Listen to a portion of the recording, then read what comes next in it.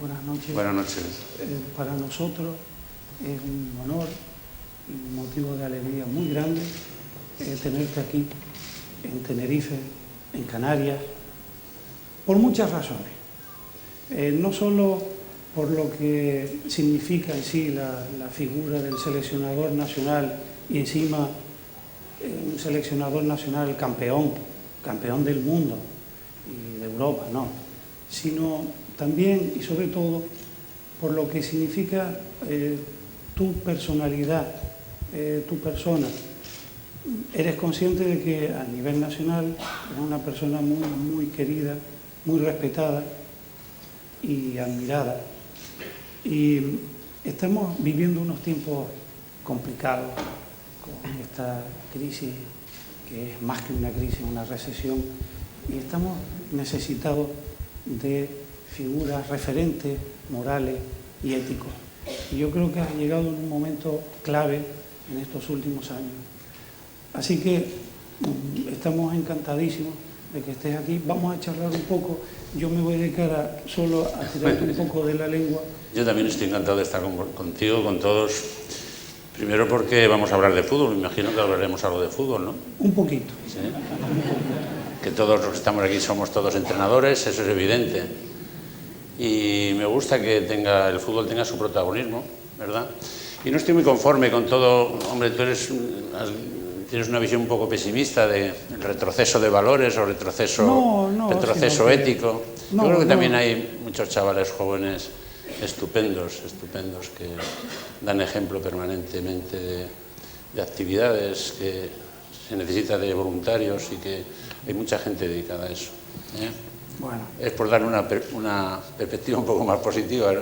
Bien, no, yo me refería a que nos viene muy bien, ¿no? Sí. Viene el carácter y lo que has hecho ha venido muy bien.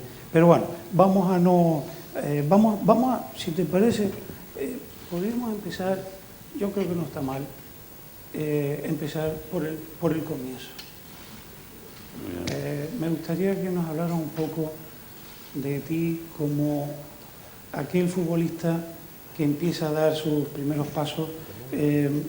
¿Cuándo empiezas a sentir de verdad que puedes ser futbolista? ¿Siendo un niño muy pequeño o cuándo? Pues sé que estuviste de pequeño en varios equipos. No, yo ya hasta que no empecé a ser profesional no me di cuenta de que aquello iba a ser mi futuro. No tenía la perspectiva de un chaval seguramente ahora de los que nos pueden acompañar, de 17, 18 años, que ya tiene claro cuál va a ser su futuro. Yo llegué con 17 años a Madrid, era una aventura que no pensaba en ningún momento que eso iba a ser mi profesión. Y luego ya fui cedido, ya vi aquello que sí, hombre, que aquello encaminado, que parecía que tenía algunas cualidades, algunas cosas buenas, y ahí empecé a ver que podía ser futbolista, pero ya con 21 o 22 años. ¿Qué recuerdos tienes de tus primeros entrenadores y de tus primeros equipos? Yo creo que eran todos, aparte de pues, que sentían pasión por el fútbol, pues gente con una buena formación humana, gente buena, gente dedicada al fútbol, que yo creo que yo he encontrado muy poca gente no correcta, digamos, en el mundo del fútbol. Siempre gente buena, gente generosa, que no han intentado encima. En muchos de los casos eran entrenadores que no querían ni fama, ni dinero, ni nada más que eran entrenadores o gente próxima a algún club. ¿Y en tu casa qué se pensaba del fútbol o de que te dedicaras al fútbol? Tu padre, don Fermín, que por lo que he podido leer era un hombre como tú. Bueno, ¿a quién saliste tú? ¿A tu padre o a tu madre? Yo creo que tengo más de mi padre. ¿Ah? A mi padre. Mi mujer ahora me dice, eres clavado a tu padre. Me dice muchas veces, cuando me ve por detrás o alguna expresión que tengo, dice, eres clavado a tu padre. Mi padre era muy severo, un poco maniático, pero muy cuadriculado en algunas cosas. ¿Y cómo se tomó don Fermín eso de que fuera futbolista? Pues yo creo que tenía cierta inquietud, naturalmente, que un chico de 17 años en aquella época se fuera a Madrid, pero cuando me dejó en el club, dijo, yo creo que le dejo en buenas manos. Sí. Sí. Y me dejó en buenas manos. Me dejó en buenas manos. ¿Fue contigo a Madrid en ese primer viaje? Claro. Me llevó a Madrid con el señor que había dado informes positivos míos y me dejó allí, vio que y allí había personas moralmente extraordinarias y él se fue tranquilo. Entonces no había, cuento esto como una anécdota porque claro, han pasado ¿cuántos años? 40 años, 40 y tantos años. Entonces no había el teléfono que hay ahora, la inmediatez de estar enterado de cómo funcionaban las cosas, y a través de cartas pues, él se ponía en contacto con la gente del club para ver qué comportamiento estaba teniendo dentro del Real Madrid. Y a él lo que le preocupaba más que la trayectoria bueno, hombre, eran deportiva años era... difíciles y para un joven en Madrid pues siempre puede ser. ¿Y cómo fue aquel cambio? Llegar de Salamanca a... Pues fueron los mejores años de mi vida. Sí. Los mejores años de mi vida porque conocí gente, chavales como yo, que queríamos hacer méritos para ser jugadores de fútbol, como cualquiera que entra en una empresa y que quiere hacer cumplir. Yo creo que fuimos obedientes, muy obedientes en aquello que los que nos mandaban quería que fuéramos, y en ese sentido me crié en aquellos, aparte de lo que yo aprendí en mi casa o en mi familia, naturalmente la influencia que tuvieron en el Real Madrid fue extraordinaria, no yo, muchos chavales que estábamos de fuera o incluso aquellos que eran de Madrid. ¿Y cómo fue el conocer a don Santiago Bernabéu?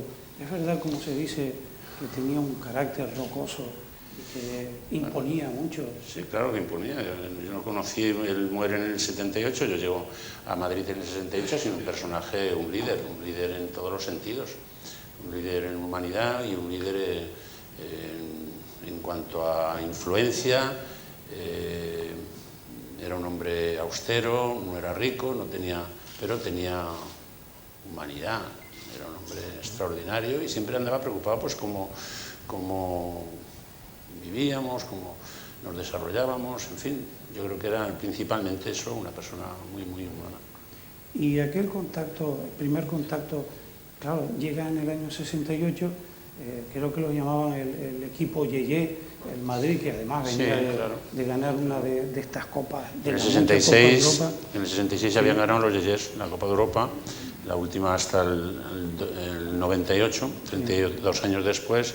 Y nosotros soy de una generación de los Yeyes, entre los Yeyes y luego la Quinta del Buitre, esa generación de que cuando aparece la Quinta del Buitre ya te das cuenta de que aquello se está acabando, pero sí fue el inicio. Que coincide que te jubilas, te retiras, cuelga las botas, como se dice, en el año 84, que coincide cuando irrumpe la Quinta del Buitre. Sí, aparece por el vestuario ya jugadores como Michel, Butragueño, en fin, Martín Vázquez, Sanchís. Cuando tú empiezas a jugar en el primer equipo del Madrid, la influencia de los jugadores veteranos, y además que habían tenido tantos éxitos, ¿te llegó a marcar eso o no? Sí, sí. Porque tú tuviste un rodaje, jugaste cedido en el Castellón, sí, en el Córdoba y luego en el Castellón de nuevo. Sí, fueron vestuarios que me enseñaron lo que era un vestuario, porque había gente muy veterana, tanto en Córdoba como en Castellón, chicos, hombres muy experimentados, y me enseñaron lo que era un vestuario. Conocí otros vestuarios fuera del Madrid, pero los que verdaderamente luego pues nos formamos y fuimos con ellos también muy obedientes, porque mandaban mucho en el vestuario, eran con aquellos que eran los que venían todos de las generaciones, Adamancio, Pirri, Grosso, Velázquez, en fin, toda esa gente influyeron mucho y nos marcaron, claro, que tenían una autoridad dentro del vestuario, cosa que no es fácil, pero ellos se lo ganaban porque eran jugadores extraordinarios. Ayer estaba hablando con mis alumnos que se enteraron de que venía a este encuentro y me preguntaban que cómo era Vicente del Bosque, el Vicente del Bosque futbolista, que ellos obviamente no pudieron conocer, y yo les explicaba que era un centrocampista, corrígeme a ver si me equivoco, que era un centrocampista muy técnico, que tenía un toque de balón excepcional, y ellos se reían porque incluso les conté que es la única vez que he visto en un partido una jugada que te vi hacer con el Real Madrid, la vi por televisión, que estabas en la banda, creo que era un partido de Copa de Europa, sí, estabas en la banda y te venían 2 o 3 contrarios a arrebatarte el balón y tú hiciste lo que se conoce como un sombrero, que fue con el balón por detrás de las piernas, hiciste así, salió el balón por encima y ellos se quedaron boquiabiertos y dicen, pero eso en un partido, Sí, sí. Técnica. Bueno, pues yo creo que tenía lo que te habías dicho, el sello de un poco técnico, más técnico, pero era muy lento, muy... Bueno, en fin. Lo en aquellos tiempos, pero tiene mérito haber jugado 11 años en el Madrid 11 años. siendo tan lento, tiene mérito. Tiene mérito. Pero tú sabes que lo de la lentitud, eso es relativo. Igual que lo de la rapidez. Es muy relativo porque de aquí no eras tan lento. Eso lo me decían los que me apreciaban, decían que era rápido de... Y entonces un alumno me decía, por eso él ha comentado que le gusta mucho Busquets.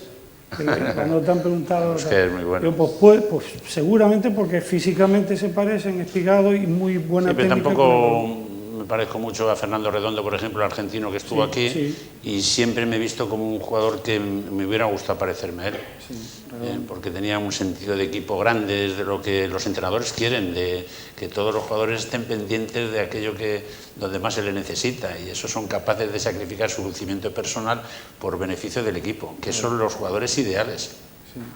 El egoísmo de un jugador, que también es bueno. No podemos lo mismo decir, oye, es que si un delantero que estaba en la boca del gol no es egoísta, pues a lo mejor no es bueno. Tiene que ser egoísta, claro. Ya, evidentemente. Y cuando acaba tu etapa como futbolista en el Real Madrid, ¿cómo es que te decides a seguir en este mundo? Pues te voy a decir, vamos, mira, nosotros soy de una generación que no digo que hubiéramos vivido el antes y el después del entrenador de fútbol en España, porque poner la frontera es muy difícil, pero en el año 73-74 aparecen los extranjeros en España, se permite 2 extranjeros por club, y ahí en el año 74 vienen un entrenador yugoslavo, que yo creo que marca un antes y un después. Un entrenador que antiguamente era solo él, prácticamente dominaba todos los artes de lo físico, lo técnico, lo táctico, sabía de todo, sabía si había que beber una copa de vino, si había que tomar un trozo de pan, sabía de alimentación, sabía de césped, sabía de todo, y yo creo que no sabía de todo, no sabía de nada, ¿sabes? Y luego llega en el año 74 un hombre que era Miljani con un equipo detrás, con un preparador físico, con entrenador de porteros, un entrenador de defensas, un equipo, y ahí aparece yo creo que el antes y el después, y a todos los que estábamos en aquella época, posteriormente con Bujadin Boskov, pues nos animaron, yo creo que nos incentivaron para querer ser entrenadores, y por eso cuando me retiro me dedico al mundo del entrenador. Y otra persona que no debo de dejar olvidarme de ella, que yo creo que fue crucial para todos los que estábamos allí, que era un hombre que era fijo y estable en el club, que era don Luis Molomni, que era un señor, un caballero, un hombre de una moral intachable, de un caballero. Y ellos 3 yo creo que fueron los principalmente inductores, ¿se dice? Inductores de que cogiéramos la vía de querer ser entrenadores. Nos indujeron decisivamente. ¿Y qué era lo que más te gustaba en aquellos años en que estabas entrenando a los pequeños? Incluso llegaste a entrenar a los alevines del Castilla, a los juveniles, al Castilla. Luego fuiste también coordinador general de todas las estuve secciones. Aproximadamente 16 años, 17 años en esa tarea de intentar captar jugadores para el club y también pues intentar... ¿Qué era para ti lo más interesante de aquel trabajo? ¿El buscar talento, el formarlo? Vamos a ver, lo completo era intentar captar a los buenos e intentar educarlos lo mejor posible. Todos no iban a salir para el primer equipo, pero que su formación deportiva y personal fuera buena, y en eso nos lo hacíamos. Fuimos gente generosa, gente limpia, gente dedicada a ellos. No solo hablo por mí, aquí hay gente que ha estado conmigo y yo creo que no tuvimos otro interés nada más que hacer un bien por el club y hacer un bien por el... Y estuvimos 17 años seguramente de la etapa para mí más enriquecedora, más anónima y más enriquecedora, y menos remunerada, si me quieres, pero al mismo tiempo de una gran satisfacción. ¿Y hay algún jugador que saliera de aquella jornada del que tú estés especialmente orgulloso? Cada uno tiene... ¿O es como los hijos? Cada uno tiene sus circunstancias, su camino, pero pues, hemos conocido chavales desde los 9 años, pues, no sé, por ejemplo, los Gutio o Casillas, que llegaron niños, el esfuerzo que han hecho sus familias por llevarlos todos los días al entrenamiento. Madrid hay unas distancias enormes, las carencias económicas que había, todo ello lo hemos vivido. Padres que estaban en el paro, que llevaban a los niños. Yo creo que cada circunstancia personal dura, y yo creo que pues todos tenemos en la mente algunos de los jugadores que luego han llegado al primer equipo, que han hecho historia. Hombre, Casillas, por ejemplo, que lleve 140 partidos, no sé cuántos internacionales, pues yo creo que con eso ya ha cubierto varias etapas de la cantera del Madrid. 140 partidos, ya está bien, y encima siendo un hombre modélico en su comportamiento. Raúl, Guti, en fin, chavales, pero cada uno tiene su trayectoria. Y cuando pasas a entrenar al primer equipo, eso tuvo que ser un cambio brutal en todo, desde empezando por el tener que vértelas con los periodistas a cualquier hora del día, sí. Luego la presión tan grande que hay para cuando juegas en un nivel tan alto, ¿no? Te voy a decir una cosa, Nelio, yo nunca tenía el deseo de querer ser el entrenador del primer equipo, no buscaba eso. Yo llevaba 16 años, me había especializado casi en lo que era el trabajo de cantera, el que cada día le diéramos el mejor alimento a los jugadores, teníamos continuos debates, por allí pasaron en esa época entrenadores muy buenos y gente que fue progresando y llegó a entrenador profesional, y yo no tenía esa aspiración de a ver si echan a este y me cogen a mí, pero bueno, una de estas las cosas cambian sin darte casi ni cuenta, y me enfrenté pues a dos situaciones antes de la definitiva, sí, con el primer equipo, y bueno, pues fuimos... Un poco como Molomni, ¿no? Claro. Que a veces tenía que subirse al primer equipo. Mucho éxito, él siempre tuvo esa calma, esa prudencia, ese saber estar de cuando llegaba en situaciones difíciles, pero que siempre le dio éxitos al Real Madrid, y luego se retiraba, él se venía otra vez a la cantera, él no quería despacho, decía que de un despacho le podían echar, que de un campo de fútbol era más difícil. Y él estuvo esa, digamos, filosofía parda del veterano, del hombre ya que sabía de todo. Él cuando se retira, por ejemplo, me dice que se quiere retirar, y me dice: Vicente, yo creo que de vez en cuando hay que remover la tierra. Remover la tierra es que viniera otro, muchas veces. Y él, hasta así, yo creo que supo coger el momento para retirarse. Él fue un ejemplo, desde luego. Sí, no, don Luis Molomni, sin duda. Era de Puerto La Cruz.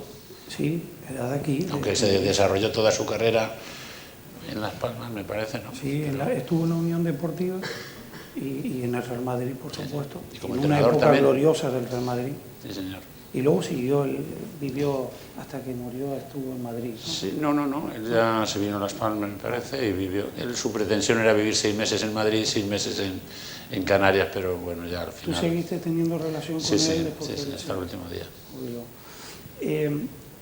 Toda aquella experiencia de llegar a la cima en 3 temporadas o 4 temporadas, ganarlo todo aquello a lo que aspira el entrenador de un equipo que quiere, por ejemplo, ganar la Champions, como el Madrid, ganar la Champions, pero 2 veces, ganar 2 ligas, ganar una Copa Intercontinental, una Supercopa de España, una Supercopa de Europa, todo aquello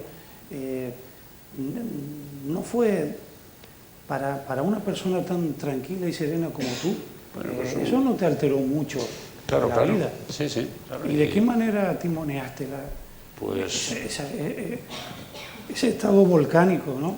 Yo creo que todos los entrenadores pues tenemos digamos nuestro conocimiento, nuestra formación, nuestro carácter, la experiencia, y poco a poco pues entre esas 4 o 5 cosas que toda persona debe tener, pues fuimos dirigiendo aquello. Empezamos muy mal, pero poco a poco nos fuimos asentando. Tuve una gente alrededor estupenda que me ayudó siempre, magnífica, que ha estado cerca de mí, está cerca de mí, de la que nunca le estaré suficientemente agradecido, y a partir de ahí pues también un grupo de jugadores buenos, terminamos ganando aquel año la Copa de Europa después de una liga muy irregular, y fueron 3 años y medio fantásticos, de experiencias muy intensas. Desde luego, en aquel momento no es para aburrirse. Un vestuario de un primer equipo no es para aburrir, no te aburres nunca, desde luego. Siempre hay alguna tenían unos jugadores con un historial cada uno increíble. Bueno, el primer año nuestro no teníamos los galácticos. Si pones el de galácticos no los teníamos, pero también teníamos nuestros galácticos, los Hierro, los Helguera, los Iván Campo, Caranca, Roberto Carlos, y todo Cambiaso, en fin. ¿Cómo cómo en un vestuario tan difícil como debe ser ese... no es difícil, no es difícil. ¿Qué va? Yo creo que los entrenadores también nos complicamos mucho. Yo creo que no es difícil. Ellos tuvieron generosidad, fueron buenos. Ellos tuvieron el respeto a unos entrenadores que venían de los campos de tierra, de entrenar en los campos de tierra, nos aceptaron bien y tuvieron un comportamiento fantástico, ¿eh? Porque muchas veces el que viene de fuera, el que viene con la aureola de un gran entrenador, pues es más fácil incluso para llegar a ellos. Nosotros poco a poco fuimos ganando. Yo creo que también es bueno que aquellos que como nosotros llegamos al vestuario nos fuéramos ganando su confianza, su confianza, nunca llegar a tener mucho peloteo con ellos, ni ser muy pelota de ellos, pero sí nos fuimos ganando poco a poco la confianza y eso nos sirvió pues para, dentro de esa gran tarea que el entrenador debe de tener, de establecer y desarrollar unas buenas relaciones, pues nosotros tuvimos la colaboración de ellos, inevitablemente, claro. Conociste el éxito. Y después vino una etapa muy curiosa. Fuiste a Turquía, sí, a entrenar al Beşiktaş, sí. Y aquello, en Turquía, ¿qué pasa? Porque en Turquía los entrenadores españoles no nosotros tuvimos en todos los sentidos, en todos, enriquecedor también, sí. En todos, en la familia, familiarmente. ¿Tu familia fue contigo? A todo, claro, fue hasta mi suegra, yo creo, y mi suegro. Sí. Vinieron todos, estuvimos todos, y además yo no me hubiera ido nunca solo y tuvimos que buscar a los chavales su educación, claro, su formación, ir al colegio internacional, el Instituto Cervantes nos ayudó para que el mediano tuviera también su escolarización, en fin, sí. Todo, y lo pasamos estupendamente y... Bueno, sí, Gonzalo, de los resultados tampoco estuvieron tan mal, pero es verdad que es gente muy fanática, en algún momento le falta paciencia, pero nosotros seguimos con el recuerdo y el cariño de todo el mundo. De verdad, hasta del propio presidente, la gente de la directiva, nosotros no tuvimos ni un problema, nunca oímos en el campo algún grito en contra nuestra ni nada, pero bueno, las cosas son como son. ¿Quién va a tener problemas con Vicente? Es un hombre, en fin. Y antes hablabas de los equipos, de la gente que trabaja contigo. Hay una persona que es Tony Grande, que siempre ha estado contigo, creo, ¿no? Sí, bueno, él ya estaba en las categorías inferiores cuando yo me incorporo, sí. Porque él se retiró un poquito antes que yo, 2 o 3 años de diferencia. Él estuvo 5 años en el primer equipo, sí. En una buena época también, y compartió con los jugadores de los Lorellés y luego se incorporó al trabajo de cantera y siempre ha sido también un hombre absolutamente disciplinado, leal. Cuando yo entraba en el vestuario, ¿sí? Si quieres preguntarme eso, cuando yo entraba en el vestuario él ya había entrado un poquito antes, era el primero que llegaba, tanteaba un poco cómo estaba el ambiente y él casi todos los problemas los resolvía él. Cuando yo llegaba están resueltos todos los problemas, que siempre había alguno. Sí. Luego viene la etapa gloriosa con la selección. ¿Cómo resumirías tú estos años al frente de la selección? No sé, con pocas palabras. Sí, bueno, pues cuando llegamos todo el mundo nos decía... Vicente, yo creo que llegas en el peor momento, ¿no? El peor momento de la selección. Y yo le decía, no, que va, todo lo contrario. Llegamos en el mejor momento, después de un éxito. Lo malo sería, porque parece que siempre que el gestionar, cuando vienes de un fracaso, es mucho mejor y te pones tú las... Claro, y nosotros recibimos una herencia estupenda, no quisimos borrar ninguna huella del pasado, de lo que habíamos recibido, porque era muy bueno todo, y nos hemos aprovechado de esa inercia, ¿no? Pero luego, pues claro, cada uno en el desarrollo de su función, pues hemos ido y yo creo que hemos sido, como toda la vida, empleados buenos del Real Madrid, queremos ser unos buenos empleados de la Federación Española, no pretendemos otra cosa. Y dentro de eso está lo primero, que es lo más importante, que es el dirigir, el congeniar un grupo para intentar ganar, que haya una buena convivencia y marcar las pautas deportivas para que venga el éxito. Eso es lo único que tratamos. Y luego intentamos, por dentro de eso, pues colaborar con la Federación en desarrollo del fútbol si podemos, en todo lo que estemos cercanos al mundo del fútbol, que al fin y al cabo es al que le tenemos que agradecer todos estos éxitos. ¿Cómo es la vida de un seleccionador? ¿Cómo son las rutinas, la vida cotidiana de un seleccionador? ¿Hay un horario, digamos, como de oficina? No todas las mañanas vamos a la ciudad deportiva, 9:15 llega Toni Grande, a las 9:30 llegamos nosotros los demás, 9:30, y ahí pues empieza el día hasta las 2:30, 2:15, en fin, depende de la hora que nos vamos para casa. Y luego por la tarde siempre tenemos algo que ver, algo que observar, o en fin, y que luego pues tenemos también otra actividad, una agenda paralela, pues como consecuencia, normalmente ha sido del éxito del campeón del mundo, campeón de Europa, pues tenemos algunas obligaciones que las hacemos también, intentamos ser lo más positivo posible y acudir a cuantos sitios mejor. No es un hecho que alguno pueden tachar, pues es que estamos recibiendo muchos premios. Yo no soy tonto, yo sé que estos premios todos son como consecuencia de un trabajo de unos jugadores que se focaliza en mi persona, y no es un acto de exhibicionismo, pero tampoco nos debemos de tratar de ocultar, y el fútbol también, y esta gente hoy aquí que viene, pues yo creo que necesita la visibilidad de todos los que hemos estado ahí. Se tienen que conformar conmigo, porque aquí no puede estar Iniesta o puede estar Casillas, que son los verdaderos autores de todo este éxito, ¿no? Bueno, pero sin duda el entrenador, el seleccionador... Bueno, el entrenador tenemos unas limitaciones, como todos. Intentamos cada día que se vean menos esas limitaciones. Nos estamos, como te he dicho antes, rodeados de gente profesional, muy profesional, y que intentamos hacer lo mejor posible, pero lo principal es la materia prima, claro. ¿Cuáles han sido las experiencias que más te han marcado? Ya, seguimos hablando de la selección, claro, como seleccionador. La fase de clasificación para el Mundial, que fue exitosa, que era todo el partido que se jugaba, triunfo. Y luego la llegada al Mundial, y aquel primer partido que se pierde contra Suiza, que recuerdo de ver por televisión cómo iba saludando a cada uno de los jugadores a medida que iban saliendo del campo, se iban al vestuario, y tú le ibas diciendo, ¿cómo se vive una situación?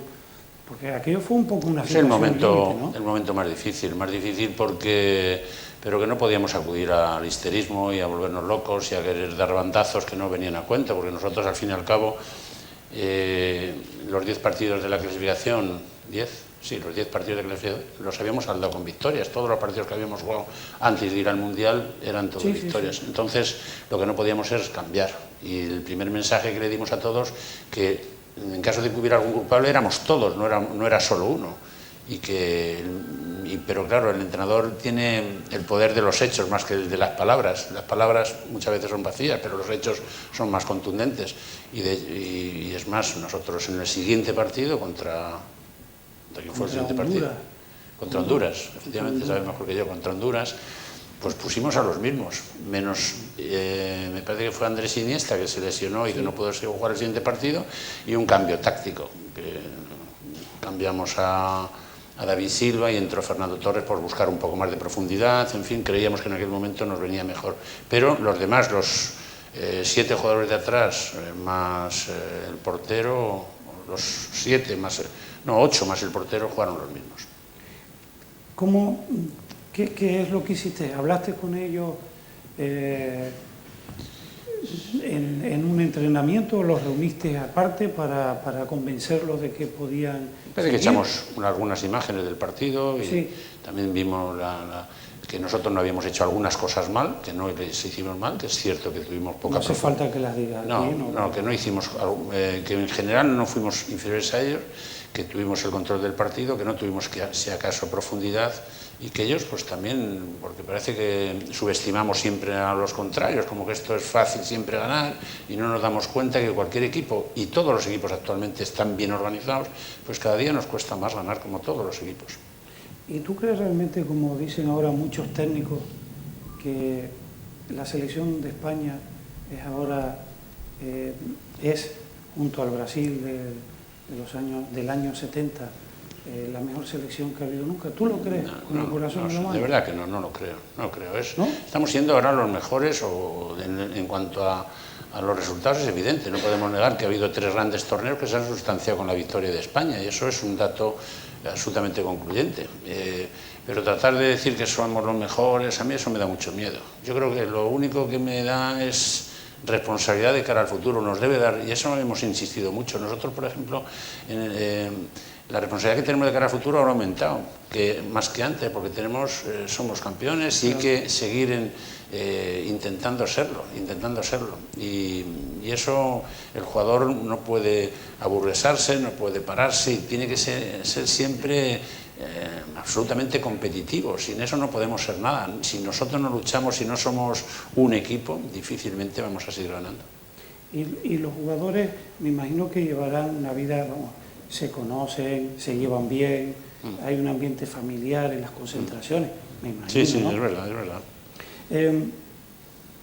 ¿Qué fue más difícil mentalmente? ¿Resistir la presión del Mundial o la de la Eurocopa del 2002? Pues siempre hemos tenido...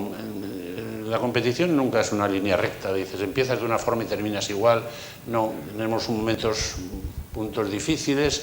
En el Mundial lo tuvimos contra Suiza, en el Europeo, el primer partido contra Brasil, quedaron ahí algunas dudas. En fin, luego también tuvimos una crítica que posiblemente también fuera justa, ¿verdad? Que no quiero decir que no fuera justa, pero se había generado unas dudas que no debía de haberlas tenido, porque de los 8 partidos de clasificación habíamos ganado también los 8, es que es una casualidad, pero ganar los 8 partidos no era fácil, y entonces también nos animamos a que esa confianza que teníamos después del partido de Italia, pues yo creo que salió a relucir en los siguientes partidos, aunque, vuelvo a recalcar, tuvimos suerte. Los 2, Mundial y Europeo, hemos tenido suerte, porque sin la suerte no se gana. Pero sí es verdad que no hay cosas casuales, que hay cosas que están bien hechas y que es una selección buena. Pero hablar de la mejor del mundo, a mí es que eso me empalaga un poco. Yo, sinceramente, no me gustaría pecar de empalagoso, decir somos los mejores, ni menos que lo dijera yo, claro. No, y además tú, como buen castellano, antes de venir aquí te comentaba de un amigo escritor, Ignacio Sanz, de Segovia, que dice que se emociona cada vez que te ve, cada vez que te oye hablar o lee alguna declaración tuya, que dice que responde a ese arquetipo del hombre castellano, serio, ecuánime, y que sabe ver las cosas como realmente son, no se autoengaña en ningún momento, ¿no? Intentamos. Y, sin duda, pues, una vez más, lo vuelves a demostrar. Ahora, ¿qué retos queda después de ganarlo todo? ¿Qué retos personales te quedan a ti? No ya solo dentro del fútbol, sino en la vida en general. Bueno, yo creo que obviamente sigues metido en el tema del fútbol. Primero, principalmente, estamos en la obligación de querer seguir compitiendo y estando ahí arriba del todo. Pero también tenemos la obligación, yo creo, y la responsabilidad, y ellos mismos se han dado cuenta, porque todos sabemos que ha habido influencias externas nocivas para la salud del vestuario, las ha habido, y que afortunadamente yo creo que ellos mismos han aprendido de eso y han dicho, oye, nosotros somos gente de la selección nacional, gente de Madrid, de Barcelona, del Athletic Bilbao, del Athletic Madrid, de los grandes clubes de España, y tenemos que ser un ejemplo, no podemos ser uno más. Tenemos unas obligaciones, y yo como entrenador yo me di cuenta que tengo unas obligaciones, que tengo que representar también a la Federación, a la Selección Española, y ellos también, y se han dado cuenta, y yo creo que eso va a haber como una corriente de transmisión ahí con todos los chavales que vengan, que va a ser bueno, no solo en el estilo, que tenemos un estilo de juego apreciado, un estilo de juego reconocido, sino también como humanamente, yo creo que son chicos que transmiten buen rollo, son gente maja. Y, oye, mañana habrá algún episodio que no concuerde con esto que digo, pues seguramente, pero no porque Zidane haya dado un cabezazo un día a Materazzi, que es una acción mala, pero a lo mejor esa la podemos convertir en un hecho ejemplar para los niños. Esto no se debe de hacer. Yo espero que no tengamos un episodio ninguno como ese, y que sean siempre pues buenos chavales. Ves tú lo que yo decía al principio, que eres un ejemplo, porque Sí, en cierto modo tú capitalizas bueno, todo eso de lo que estás hablando ahora, ¿no? Del buen rollo. Y hablando de ejemplos, hubo un momento también ejemplar, valga la redundancia, que aquel momento en que se le entrega a la selección española el premio Príncipe de Asturias, y tú tuviste un detalle maravilloso, que fue el de llamar a Luis Aragonés para que estuviera presente y hacerlo partícipe de aquel honor, ¿no? Sí, porque yo creo que consensuado con el presidente, secretario general, todos los que estamos allí, pues yo creo que era una cosa obvia. Él había participado en esta creación de la selección y estaba allí al lado, estaba a pie de obra, no tenía ningún mérito. Yo creo que cualquiera lo hubiera hecho, y también para significar una cosa que es muy importante, que es que en el fútbol español puede haber discrepancias de opiniones, claro que las hay. Puede que a fulano no le guste cómo jugamos, el otro pero que hay unión, y que había unión, y que en ese momento la reflejaba pues esta imagen que para todos pues fue buena, ¿verdad? De una selección española recibiendo el Príncipe de Asturias por los valores humanos, nada más. No sé en dónde leí hace tiempo que tú comentabas que tu padre te había inculcado muchos valores, y uno de ellos era el de ser agradecido y el de saber siempre reconocer la labor de los demás y escuchar al otro, ¿no? También leí que tu padre te llevaba, eso es verdad, en vísperas del Día de Todos los Difuntos, a visitar la tumba de Unamuno, ¿o eso fue alguna vez? Sí, no, es verdad. En el cementerio de Salamanca, pues cuando éramos críos, siempre tengo el recuerdo de la semana antes, porque a él no le gustaba ir el Día de Todos los Santos, porque decía que era una fiesta y que no le gustaba eso. Iba con el recogimiento propio de lo que son un cementerio, pues íbamos a la tumba de mis abuelos, y luego pasábamos por la tumba de Miguel de Unamuno, que está enterrada muy cerquita de donde estaban mis abuelos, claro. Sí, era ya una costumbre, y como era un cabeza cuadrada, y iba todos los días a piñón fijo, y todos los días nos explicaba prácticamente, todos los años, nos explicaba prácticamente lo mismo que nos había explicado el año anterior, pero bueno. Además, tu padre fue un hombre que pasó sus dificultades en muchos aspectos, ¿no? En la guerra. Fue una generación, sí, una generación muy dura, sí. Hasta es comprensible también ese cierto remordimiento, esa cierta desazón que podían tener, también era hasta entendible, ¿no? Yo creo que, a diferencia de nuestros padres, creo que somos más tolerantes en todos los sentidos y aceptamos más las opiniones de los demás, cosa que no puede ser de otra forma, claro. ¿Y tú, como padre, que eres como el tuyo, o pues consigo muy poco, ¿Eh? Fíjate que hacíamos un anuncio de apagar la luz para que todos consumiéramos menos luz, pero en casa no consigo ni dar ni con eso. Entran por una habitación, dejan la luz dada, van por el pasillo, dejan la luz dada, van al su cuarto de baño, dejan la luz dada, en fin, consigo poco.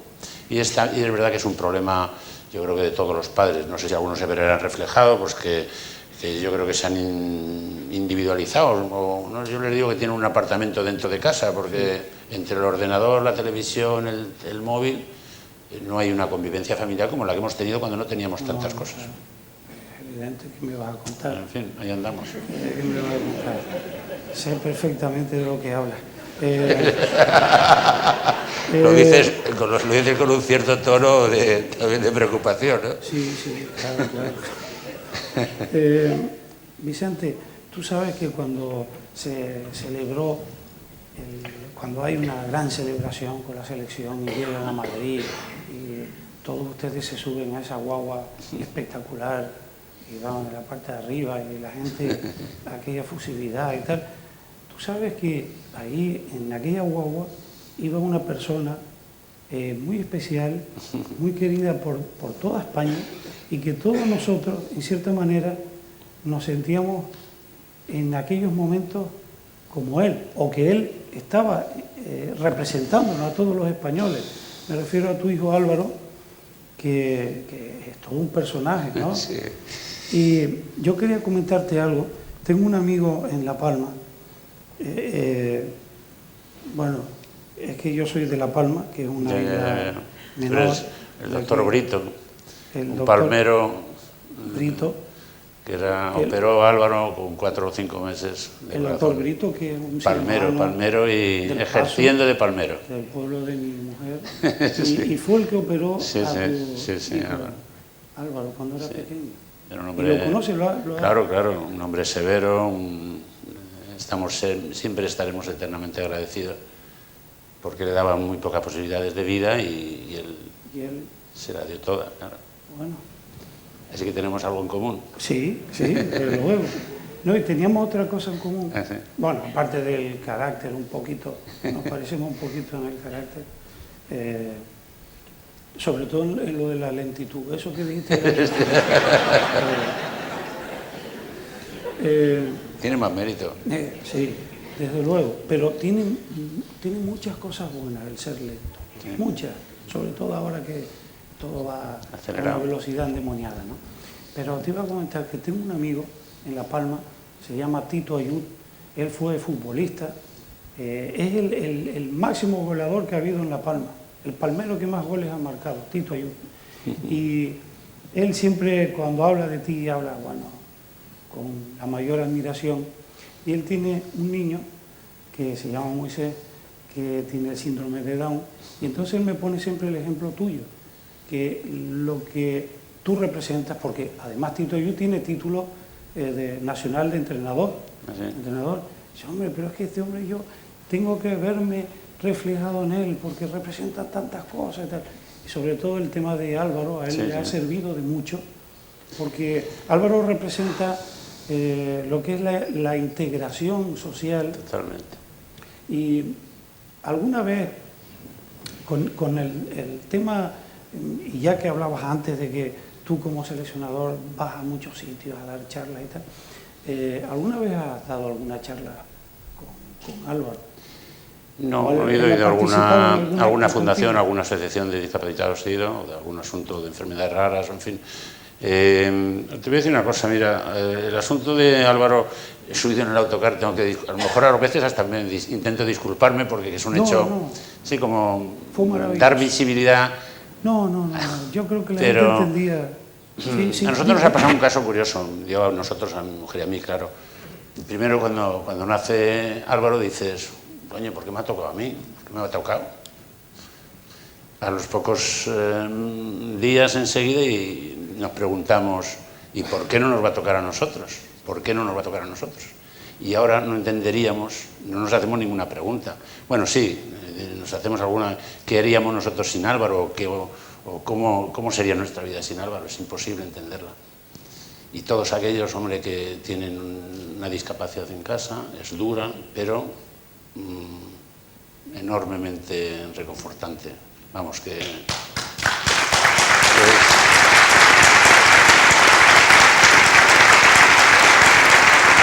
y lo más importante es que tengan visibilidad, que no les que tengan visibilidad y que poco a poco pues, se vayan integrando en la sociedad.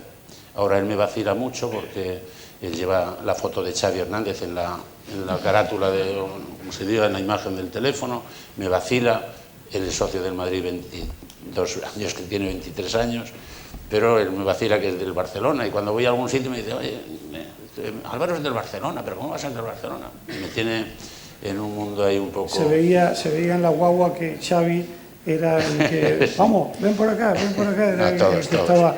Todos. Pero sin duda aquello fue fabuloso, porque él representaba a todos los españoles en aquel momento. Todos nos sentimos que estamos paseando en aquella guagua. Era un poco enchufado, sí. En aquel paseo triunfal. Y Vicente del Bosque, que siempre da esa imagen de hombre serio y...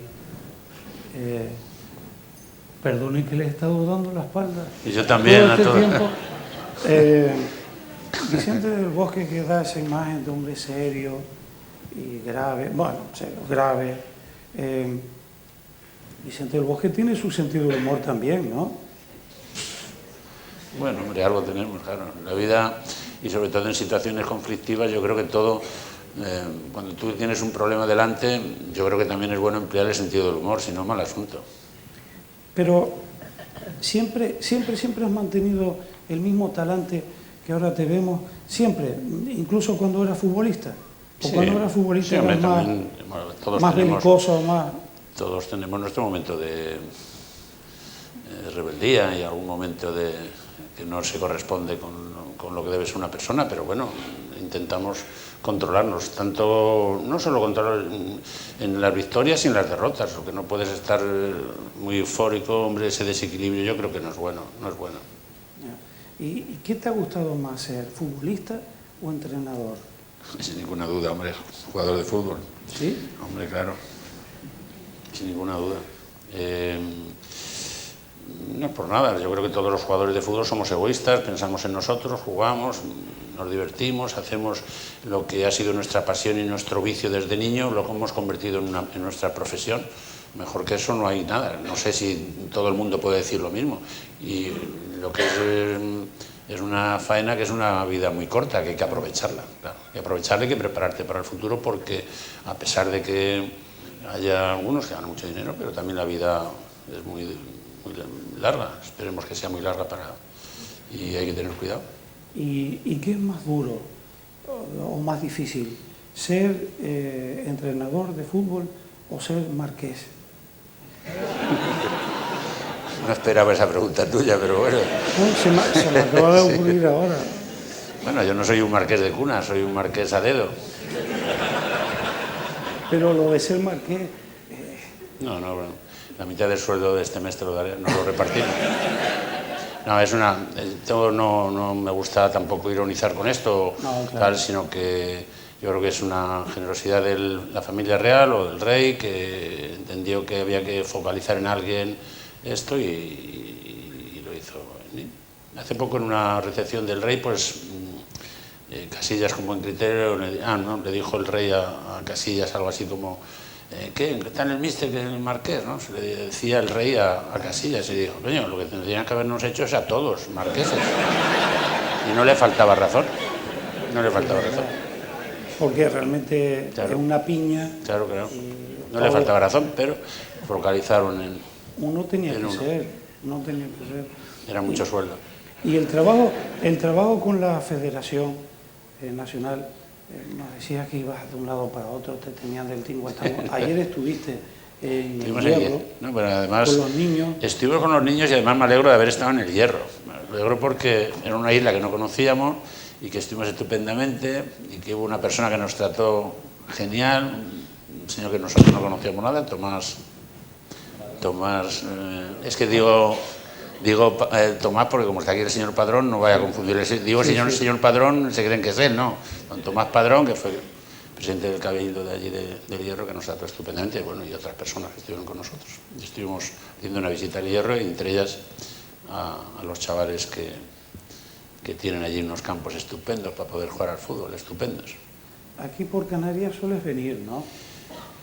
El año pasado estuve en Tenerife Sur, en Arona, y este año seguramente también vengo. Sí, tengo ya las plazas reservadas.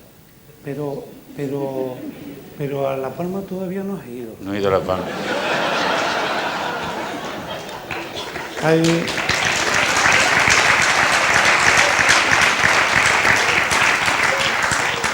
Señor Padrón, señor Arbelo, yo creo que no sería mala idea que don Vicente fuera a La Palma a dar una charla, por ejemplo, en el Teatro Circo de Marte, por ejemplo, por poner un ejemplo. Así que le lanzo ahí yo me ofrezco encantado, porque se dan cuenta de que es muy fácil. Está aquí Tony Grande. Que es muy fácil entrevistar a Vicente, porque por lo que salta a la vista. Vicente, y aparte del fútbol, ¿tienes alguna afición no tengo particular? Muchas, de verdad. ¿Es que no. todo un vicio esto del fútbol? Pues yo creo que estamos pensando casi todo el día en el fútbol. Sí. Hombre, tengo mi familia y el fútbol, no tengo más. Yo creo que no tengo más. Y las críticas, esas críticas de esos periodistas insidiosos que se meten contigo, porque si lo del doble pivote, lo del falso 9, todas esas cosas, ¿eso cómo te lo tomas? Pues yo creo que ¿O sencillamente no te afecta en lo más mínimo? Lo que nunca digo, estos tíos no tienen ni puta idea, eso no lo digo nunca. Perdón por la expresión. No lo digo porque tampoco nosotros estamos en lo cierto, que estamos absolutamente seguros de que lo que hacemos es lo mejor. Creemos que es lo mejor, pero el fútbol te genera muchas dudas. Muchas dudas. Nosotros en esta Eurocopa, que hemos jugado muchas veces sin un 9, digamos, fijo adelante, pues claro que también tenemos nuestras dudas, que será lo mejor. Y bueno, en eso estamos, en esas permanentes dudas. Y malo que de aquel tío que no tenga dudas en la cuestión del fútbol, ¿verdad? Pero yo creo que detrás de ese bigote hay un hombre duro de pelar. Yo creo que eres una persona Entonces, dura de pelar. de ti más, que tienes barba y todo, bueno, más duro. Yo no es que esté detrás de la barba, es que soy una barba con piernas. Yo creo que eres un hombre duro de pelar. Tengo la sensación de que detrás de esa apariencia, de esa temperancia, bueno, hay un hombre con carácter. Bueno, intentamos convencerlos, pero si no, pues nos gusta que hagan las cosas como nosotros queremos, claro. Es mejor que ellos dicen, hay muchas veces que, oye, mañana salimos a las 11 de la mañana, no sé qué. No, hombre, ¿por qué no salimos a las 11:30? Si nosotros queremos salir a las 11, saldremos a las 11, pero si tampoco pasa nada por ceder salir a las 11:30, tampoco vamos a hacer una cuestión importante. Eres flexible. Hay que ser flexible. Y los jugadores... Y saber escuchar un poco a ellos, sí, claro. ¿Y los jugadores qué tal contigo? Porque hasta ahora hemos hablado de tú con ellos, sí, ellos contigo, ¿qué tal? ¿Cómo, bueno, yo creo que bien. ¿Cómo crees que te ven? Vamos a ver, nosotros tenemos una diferencia y una singularidad en respecto a cualquier otro trabajo, que son 23 chavales que no juegan los 23 todos los días, que solo juegan 11, ¿verdad? Y eso siempre genera algún asunto, algún lío, siempre hay algo, porque no todos están conformes con su situación. Todos, además, los 23 que traemos nosotros son titulares en sus equipos, no están de suplentes nunca, no saben ni dónde está el vestuario, el banquillo. Por lo tanto, siempre genera algún problemilla, pero la verdad que tenemos por detrás un grupo de chavales que han sido generosos, porque si no son generosos es difícil, pero siempre hay algún problemilla, siempre hay algo, porque todos se creen en la posibilidad de jugar, claro, pues son buenos, muy buenos. Y son chicos también. Son chicos jóvenes, pero yo creo que tienen ya el fútbol les ha madurado mucho, ha sido una buena escuela para ellos. El fútbol les ha formado en todos los sentidos, no creas solo en el aspecto deportivo, que ellos a un entrenador desde que entran en el vestuario lo analizan por todos los lados, le miran los zapatos y llevan, que tú llevas unos zapatos nuevos o no los llevas, ¿entiendes? O si llevas una colonia o si usas cualquier cosa, ellos te analizan al momento. Y entonces pues tienes que intentar esa convivencia, pues hacerla normal, cordial. Tampoco hay que ser un lince para entrar dentro de un vestuario. Mi espacio, o nuestro espacio, es dentro de un vestuario. Yo, si tuviera que dirigir una empresa, seguramente sería mucho más, para mí, muy engorroso, claro. Recuerdo ahora, por esto de si tú fueras director de una empresa, recuerdo un chiste de Forges, que decía, se veía, estabas tú con los jugadores y decía alguien, dice, qué pena que estos señores no pueden estar gobernándonos. Tú, ese tipo cuando hacen esas comparaciones por el éxito y por tu talante, como de hecho me mostrabas al principio que no te gusta mucho que te pongan de ejemplo, pero cuando te están, a raíz de que te ven como un ejemplo, te buscan la lengua para que hables de política, de si crees que se está haciendo bien las cosas o no. Es que debemos de huir. ¿Tú te sueles lanzar de frente o eres precavido? Bueno, no quiero contestar, normalmente contesto a casi todo, pero sí es cierto que el mundo del deporte y de la política no casan mucho y intentamos evitar todo, porque al fin y al cabo nosotros somos seleccionadores o jugadores de todos los españoles sin ninguna diferencia de cada uno lo que opine, ¿verdad? Sí. Pero sí es cierto que a mí me gustaría que en esta discrepancia o esta falta de convivencia que hay, ojalá que dentro de nuestro pobre o poco poder que tenemos, ojalá influyéramos en que no hubiera tanta distancia, que no la hay tanta, porque nadie de nosotros elegimos dónde nacemos. ¿Tú has elegido nacer en La Palma? Tú no has elegido. Tú has nacido de casualidad en La Palma. Exactamente, ¿no? Nadie elige en dónde nace, ¿verdad? Y que estemos tan distantes o... Es que te comentaba esto porque me estaba acordando que un amigo que ha vivido muchísimos años en Alemania me llamó un día todo emocionado que había visto, le hacían una entrevista a doña Angela Merkel, una entrevista en la que hablaban de todo menos de fútbol, ¿no? Y dice que el entrevistador, bueno, eso ya lo sabe, esa anécdota famosa, si usted, ¿con quién le gustaría cenar, tener una conversación, una cena íntima? Digo, con don Vicente del Bosque. Y me contaba el amigo la cara de sorpresa del entrevistador, porque pensaba que le iba a hablar de alguien de la política. Yo creo que eso indica que no hay tanta distancia de unos a otros y que estamos en un mundo más cercano de lo que nos parece, ¿verdad? ¿Y tú conoces a Angela Merkel? No, la conozco toda su historia. Es de la Alemania del Este, ella nacida en Alemania del Este, ¿verdad? Es una... Pero no te la han presentado. No.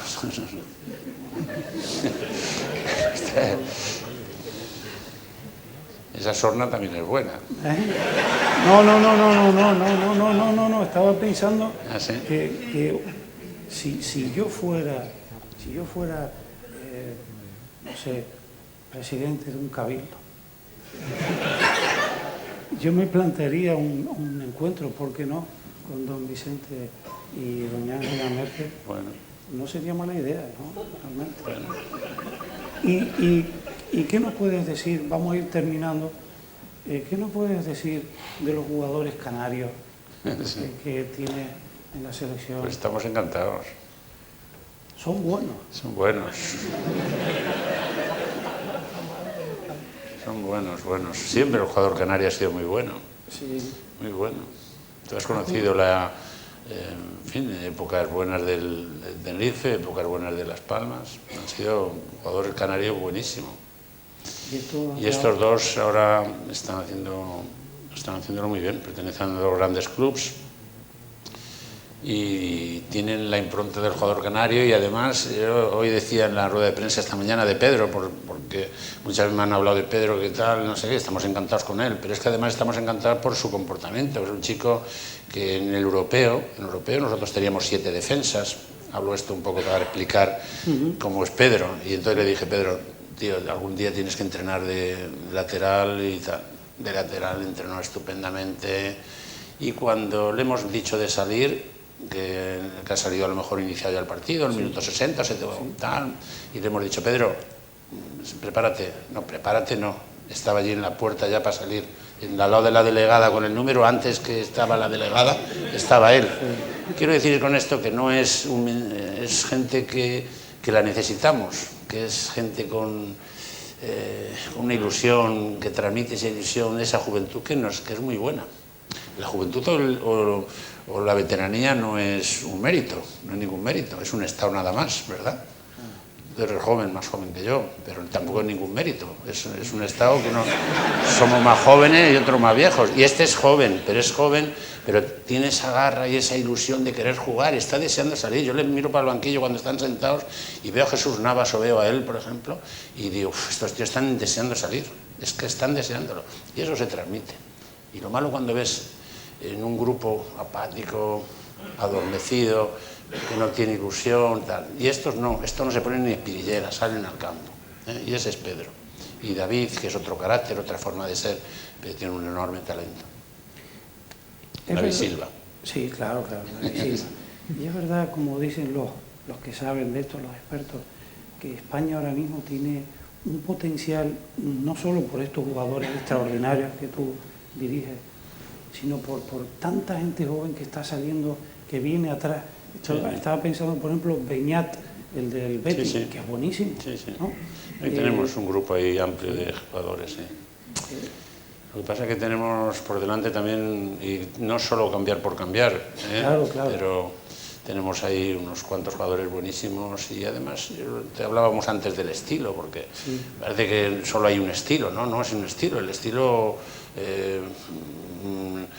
no hay un estilo único para ganar, ¿verdad? Se puede ganar de muchas formas, pero que yo creo que es un estilo reconocido y mucha gente de los que vienen por detrás van a venir igual que ellos, igual. Sí, siguen la dinámica. Sí, sí. Y tú conoces más o menos lo que está detrás, los juveniles, las selecciones, la selección española en las categorías inferiores también viene pisando muy fuerte. Claro que sí. ¿Tú crees que se acabó ya por fin esa actitud de, no sé, de miedo? No me gusta usar la palabra de complejo que siempre había tenido España hasta ahora. Totalmente. ¿Tú crees que ya ha acabado? Yo creo que sí. Y lo digo por experiencia propia. Nosotros jugábamos contra los alemanes y parece que ellos tenían una camiseta mejor que la nuestra. A ellos les vestía Adidas, nosotros no sé qué nos vestía, pero parecía que nos vestía algo que pesaba y llovía y se nos encalaba la camiseta y sentíamos un cierto complejo. Ahora no, ahora tenemos los dos Adidas, no sé, ¿verdad? Y son gente que se da cuenta que están compitiendo domingo, miércoles a alto nivel y somos de los mejores que hay, de los mejores a nivel de clubs. Y otro asunto es, creí que me ibas a decir antes, el asunto del miedo a coger chavales de abajo. En épocas de crisis no tenemos más remedio que coger de abajo, pero es que en épocas de bonanza también, porque nosotros, por ejemplo, todos los chavales que son campeones del mundo, de alguna cantera han venido. ¿De dónde han venido? ¿Han salido por arte de magia? No, han salido de alguna cantera. De la del Arguineguín, del Tenerife, o del Barcelona o del Madrid, de algún sitio han salido. Y todos esos han sido campeones, por tanto, ¿cómo no vamos a creer en la cantera? Es que tienes que creer a la fuerza. Yo creo que es un buen punto final, hablando de la cantera, del futuro, claro, del germen de todo, ¿no? Podemos acabar aquí, si a ustedes les parece bien. Mi mujer antes estaba preocupada, me decía, pero tú no te has preparado nada. Y yo le decía, no, pero en verdad yo me he preparado. Y yo traía aquí, la única chuleta que traía era esta, y es curioso porque he acertado de pleno, porque aquí está todo lo que Vicente del Bosque hoy ha dicho. Todo. Yo pensando que se le podía preguntar a Vicente del Bosque cómo enfocar la charla, recordé, sobre todo cuando empecé a conocer un poquitito de la vida de su padre, de don Fermín, recordé el famoso poema de Rudyard Kipling, If, que viene a resumir lo que un padre le dice a su hijo cuando sale del nido, tiene que irse a vivir una vida llena de complicaciones, llena de éxitos y de fracasos. Y este padre le va diciendo al hijo, mira, si tal, si tal, sigue la cláusula, está con el condicional, hasta un remache final. Y entonces yo cogí aquellos versos que me parecían los que mejor encajaban con el caso de Vicente del Bosque, y al final lo fui copiando a mano, y al final me di cuenta que prácticamente casi estaba todo el poema copiado aquí. Faltan muy pocos versos. Y si, Vicente, a ti te parece bien que acabemos leyendo... Yo también te quería hacer una propuesta, si quieres. A mí me gustaría que todos los que se han agradecido el que estéis aquí todos, me gustaría echarte un par de secuencias nada más de la selección española. Claro que Dos sí. Secuencias. Claro que sí. Dos secuencias. Una de Iker Casillas, además son didácticas, no son bonitas. Una es la de Casillas, cuando estamos 4-0 contra Italia y le dice al árbitro respect, le dice respect y le dice keep it al final o algo así, que son 10 segundos. Sí. Me gustaría que la viéramos porque eso yo creo que enorgullece a Casillas y enorgullece y engrandece lo que es el fútbol. Y luego otra podemos dudar, no sé si ponerte por ejemplo una cuando Iniesta en un partido español Barcelona en Cornellà iba ganando el Barcelona 5-1 y cuando se retira Iniesta, como todo el campo de Cornellá aplaude a Iniesta. Eso es una de las repercusiones que el triunfo de la selección ha tenido. Otra del mismo Casillas, y focalizando un poco en los porteros, cuando para el penalti de Cardoso, también son 10 segundos, lo podemos ver los tres, ¿no? ¿Tenemos prisa? Sí, claro. Ver, hombre, aquí podríamos, yo es que... Porque son didácticas. Por ejemplo, la de Casillas, ya luego no lo comentaré, pues Casillas para el penalti porque el que lo tira es un tal Cardozo, que juega en el Benfica, si como sabréis algunos, y le dice Pepe Reina, que había jugado con el Liverpool contra el Benfica, en caso de que tire un penalti Cardozo, lo va a tirar ahí. Y entonces lo tira, lo para, no es para que veáis la imagen del penalti, sino cómo luego Casillas se dirige a Pepe Reina, le da las gracias por la ayuda. Y en eso focalizar en esos tres porteros el éxito de la selección española, hasta me apetece decirlo, porque han sido tres chavales magníficos cuando sabemos que todos que solo juega uno. Y dos se quedan ahí ladeados, ¿verdad? Y me gustaría que lo vieran las tres. Sí, sí. Tú lee primero el poema. Claro. Bueno, a ver si nos vemos reflejados. Lo que tú digas, Vicente. Lo que tú digas. Para un momento. Sí, lo para. Por favor. Que lo para. Sí, lo para también, lo para el penalti. El poema de Kipling y estos versos que yo escogí, y que parece que resume seguramente lo que tu padre en su momento te tendría que haber dicho cuando... Sería menos radical que... Bueno, vamos a ver.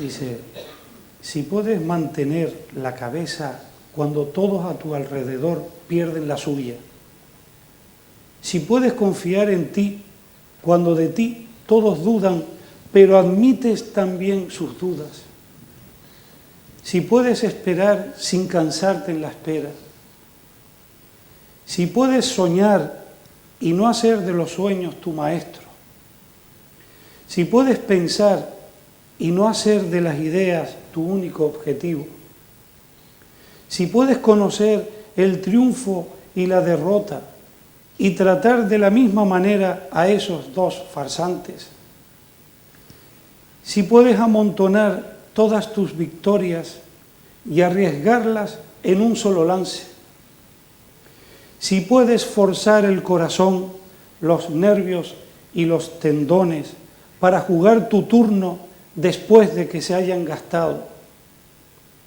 si puedes hablar con multitudes y mantener tu virtud, o pasear con reyes y no distanciarte de los demás, si puedes llenar el minuto inolvidable con los 60 segundos que los recorren, tuya es la tierra y todo lo que en ella habita.